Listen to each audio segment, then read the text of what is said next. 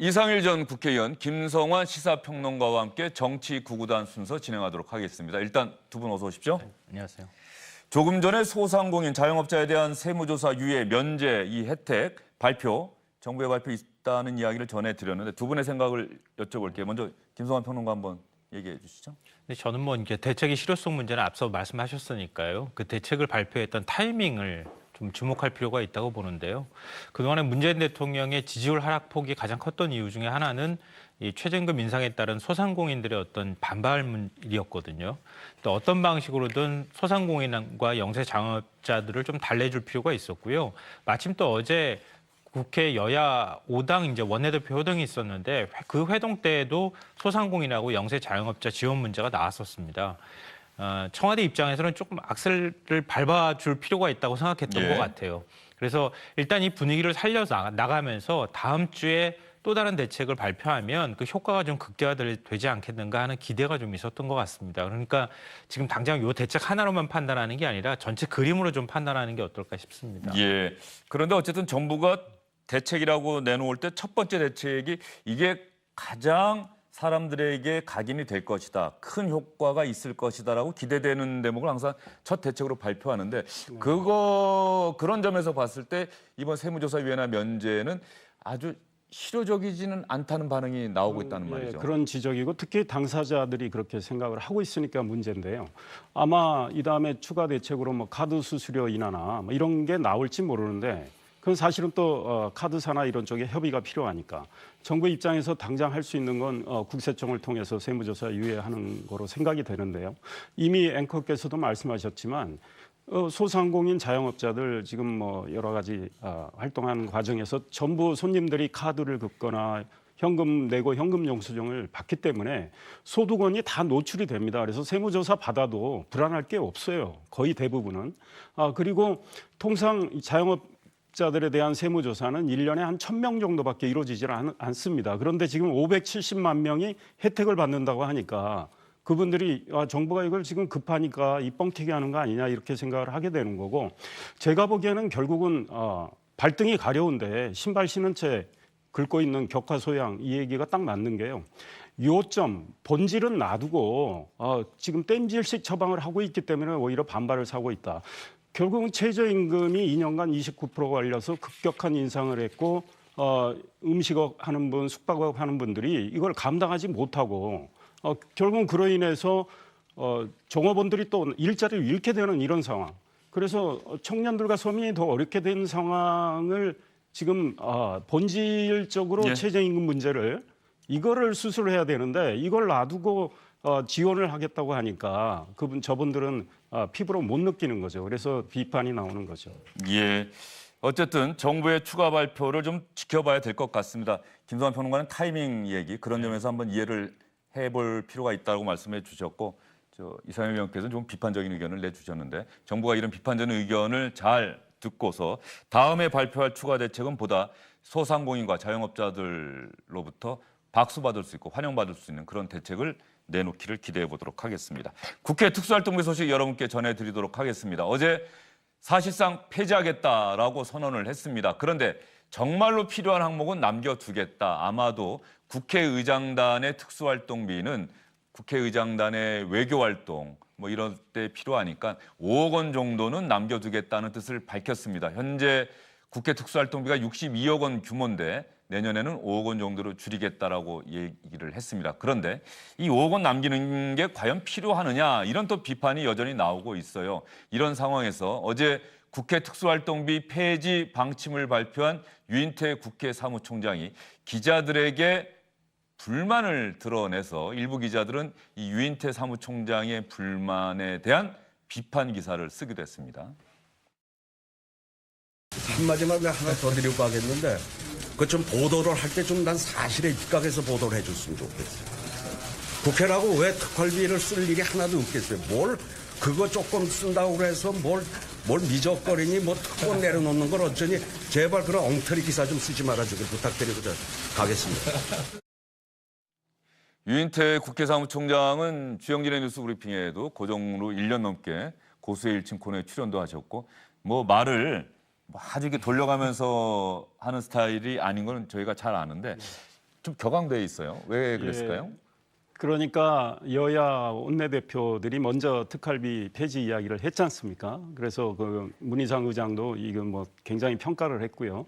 그런데 알고 보니까 62억 중에 원내 교섭단체한테 가는 15억만 폐지하기로 한 거고 의장단하고 상임위 의장단이 쓰는 건 남아 있는 거 아니냐 이제 이런 비판을 했는데 결국 의장단이 이야기를 해서 상임위원장들 것도 없애기로 했고 의장단 것만 남기기로 했는데 좀 더 지켜보고 기사를 쓰지 왜 이렇게 빨리 썼느냐 이런 불만이신 것 같아요. 근데 유인태 사무총장이 워낙에 진솔하고 솔직한 분이라서 또 후배 기자들하고 친한데 아마 편하게 저렇게 이야기하신 것 같은데 지금 문제가 되는 5억 원에 대해서 의장단은 이게 필요하다고 생각을 하는 거고 국민은 뭐 이왕 폐지할 바에 다 폐지하는 게 맞지 않느냐 이런 이야기를 하고 계신 것 같아요 대부분.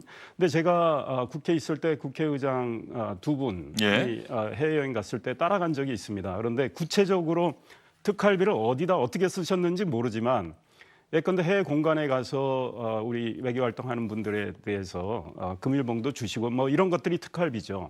왜냐하면 그 영수증 처리할 수도 없는 거고 그런 쪽에서 외교, 뭐 통상 이런 쪽에 좀 쓰겠다는 거고 또 우리 국내에서 군부대 방문하면 장병들 격려로 이것도 쓴단 말이죠.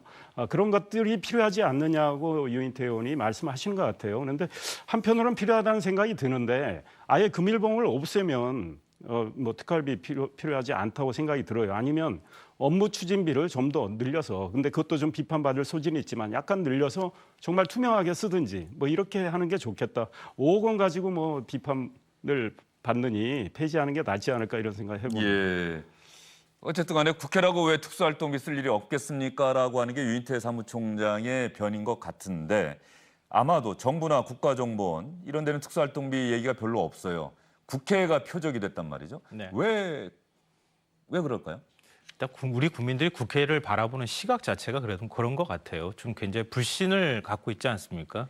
그런 면에서 국회에 대한 좀 반발 심리 같은 것도 좀 작용하고 있는 것 같고요.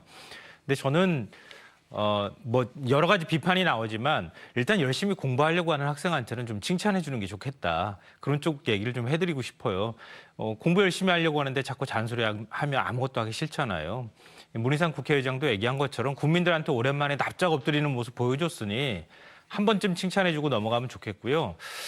대신에 이제 의장단 특활비 남겨져 있는 부분에 대해서는 저도 좀 궁금해서 알만한 분한테 한번 여쭤봤는데요. 이게 우리가 그러니까 국회의장단이 공간에 뭐 금일봉을 준다거나 이런 돈 외에도 사실은 주재국에 주는 뭐 이런 문제가 또 얽혀 있는 게 있는 모양입니다. 그러니까 그 내용을 공개하기가 좀 어려운 측면도 좀 있다 이렇게 설명을 하던데요. 만약에 그런 식으로 직접 공개하기는 어렵지만 상대국이나 우리와 관련 있는 외교국과 관계된 어떤 돈을 지불하는 주는 문제라든가 이런 게 걸려 있는 경우에는 특활비가 불가피하게 있을 수도 있겠다는 생각은 저는 개인적으로 했어요. 그러니까 처음에 이제 특활비 다 없애겠다고 하면 시원스럽게 다 없애는 게 제일 좋겠다고는 생각되지만 그렇게 불가피하게 남겨져 있는 5억까지 다 없애야 우리가 꼭 속 시원한 건 아닐 수도 있겠다. 그런 점에 있어서는 일단 앞으로 국회가 국민들한테 좀 더 납작 엎드리는 모습을 보기 위해서라도 좀 칭찬해 줬으면 좋겠습니다. 저는. 예, 뭐 그런 면에서 보면 두 분의 생각이 좀 엇갈리는 것 같습니다. 이상일 의원은 그 5억 원 또 굳이 남길 필요 뭐 있겠느냐. 그렇다고 한다면 그 5억 원도 아예 다 폐지하고 업무 추진비 늘리는 쪽으로 한번 개선 방향을 찾아보는 게 필요하다라고 말씀해 주셨고 김성환 평론가는 그래도 국회가 이렇게 열심히 노력하는데 이번만큼은 한번 열심히 노력하고 있으니까 앞으로 지켜볼게 하고 한번 박수 한번 보내는 게 어떻겠느냐 이런 말씀해 주셨는데 유인태 사무총장이 엉터리 기사 쓰지 말라고 격앙된 어조로 기자들에게 한마디 하고 나서 박수현 국회의장 비서실장이 청와대 대변인까지 지냈으니까 또 기자들에게 설명하고 브리핑하는 방법을 압니다. 유인태 국회 사무총장이 정말 애 많이 썼다. 또 이렇게 유인태 사무총장을 엄호하는 이야기를 하기도 했습니다. 100% 완전 폐지할 수 있는 방안을 찾아달라라는 요구를 계속 하셨고 그럼에도 불구하고 유인태 사무총장은 국민과 국회의장의 뜻을 받들기 위해서 아무리 발버둥을 치면서 노력을 해봐도 이 문제는 꼭 필수 불가결한 비용이 있는 것은 틀림없는 것 같다라고 그렇게 여러 차례 설명을 했고 심지어 유인태 사무총장께서는 아마 그렇게까지 이 최소한의 필수 불가결한 이것까지 전부 폐지하라고 하시면 그것은 국회를 해산하려는 것과 마찬가지다라는 말씀까지 하시면서 설명을 드렸고 결국에 문희상 국회의장께서 그 설명을 수용하셨고 결국 박수현 비서실장 이야기를 들어보면은 문희상 의장은 완전 폐지라고 하는 생각을 가졌는데 유인태 국회 사무총장 같이 삼선 의원 출신이고 국회 상황을 잘 아는데 정말로 필요한 돈이 있다. 이것까지 폐지하고 나면은 사실상 국회의장단 활동을 할 수가 없다. 국회를 해산하는 것이나 다름없다라고 유인태 사무총장이 자신의 소신을 굽히지 않았다는 이야기 같습니다. 유인태 사무총장 워낙이 사실은 매우 개혁적인 분이에요. 연세가 있지만 그다음에 소신도 강하고 아마 본인도 정말 폐지에 가까운 길을 다 찾으셨을 거예요. 그러다가 이거는 뭐 지금 사실 5억 정도 되는 거 아니겠습니까? 후반기에. 이거는 그래도 의장단이 제가 보기에는 특히 그 외교 활동하는 데 들어가는 돈이에요. 그런데 뭐 금일봉 말고도 구체적으로 뭐가 있는지 저도 잘 모르겠습니다. 그러나 그 정도는 의장단이 외교 활동하는데 꼭 필요하지 않느냐 이런 생각에서 아마 문희상 의장을 설득하신 것 같아요. 그래서 뭐 그런 측면이 이해할 수 있는데 특히 국민 여론이 워낙에 중요한 상황이 됐고 특활비가 주목을 받고 있으니 그렇다면 다른 방식으로 특활비는 폐지하고 다른 방식으로 그 돈을 쓸 수도 있겠다. 국회 예산에 정식으로 저기를 해서 좀 더 투명성을 강화하는 방법도 찾으면 어떨까 이런 생각이 들고 중요한 것은 지금 의원들의 입법 생산성이 너무 떨어지고 있습니다. 사실 의원들 세비 또 보좌진에 대한 월급 여기서 낭비되는 돈이 저는 더 많다고 생각을 해요. 특활비보다. 그래서 의원들이 보다 열심히 일해서 정말 국민 세금을 제대로 쓰는 이런 국회가 됐으면 좋겠습니다. 예. 저는 간단하게 두 가지만 말씀드리고 싶은데요. 이번 특활비 이제 거의 폐지에 가까운 조치들을 취한 것을 좀 특권 내려놓기 차원에서 좀 바라봤으면 어떨까 싶고요. 그러면 지금도 갖고 있는 특권들을 국회가 어떻게 내려올 것인지 이번 국민 입장에서 보면 한번 칭찬해주고 더 많은 특권 내려놓도록 국회가 국민의 눈치를 좀 보도록 만드는 게 일단 필요할 것 같다 이렇게 생각이 되고요. 예. 또 하나는 특활비뿐만 아니라 지금 업무 추진비도 상당히 문제가 많거든요. 어떻게 쓰는지 내역도 공개가 안 되고 있습니다. 그러니까 그런 업무 추진비, 공식적인 돈이라고 우리가 얘기하는 이런 돈도 좀 투명하게 쓸 수 있도록 이번 기회에 좀 제도적으로 바꾸는 것도 필요하다고 생각합니다. 결과적으로 정치 자금, 국회가 쓰는 돈은 좀 투명했으면 좋겠다. 투명하게 국민에게 공개가 된다고 한다면 국회의원들도 아마 쓰는데 조심하게 될 거고 국민들도 투명하게 공개가 되면은 우리의 세금이 국회의원들에 의해서 이렇게 쓰여졌구나라고 확인할 수가 있으니까 그렇게 된다고 한다면 더 이상 불만의 목소리가 나올 여지가 없을 것이다. 뭐 이런 말씀이신 것 같습니다. 어쨌든 특수활동비 사실상 폐지입니다. 전면 폐지는 아닌 쪽으로 가닥을 잡은 것 같은데 올해 12월 정기국회에서 내년도 예산안 통과할 때 이 특수활동비 이번엔 기자들이 아마 관심을 갖고 취재할 것 같습니다. 정부, 국가정보원 특수활동비는 어느 정도 규모로 결정이 되고 국회 특수활동비는 과연 항목이 다 없어지는지 아니면 일부 남아서 5억 원 정도 책정이 되는지 이 부분도 앞으로 관심을 갖고 주영진의 뉴스 브리핑에서도 계속 취재하도록 하겠습니다. 이 특수활동비 사실상 폐지, 이 방침에 대한 정치권의 반응 한번 살펴볼까요? 기득권 양당의 미온적 태도로 해결되지 못했던 국회 특활비 존폐 문제가 우리 바른미래당의 주도적 노력에 힘입어 결국 사실상 폐지되기에 이르렀습니다. 청와대 특활비 역시 최소한 국회의 특활비 폐지에 준하는 조치가 필요합니다. 또한 검찰, 국정원, 경찰, 국방부 등 모든 정부 부처의 특활비 역시 국민 눈높이에 맞게 재정비해야 합니다. 오늘 국회 결정은 최후의 최후까지 특권의 흔적이라도 남기겠다는 것으로 읽힐 수 있습니다. 민주주의 국가에서 국민이 모르는 세금의 용처가 있어서는 안 됩니다. 의장단의 특활비를 남기겠다는 결정을 재고하기 바랍니다.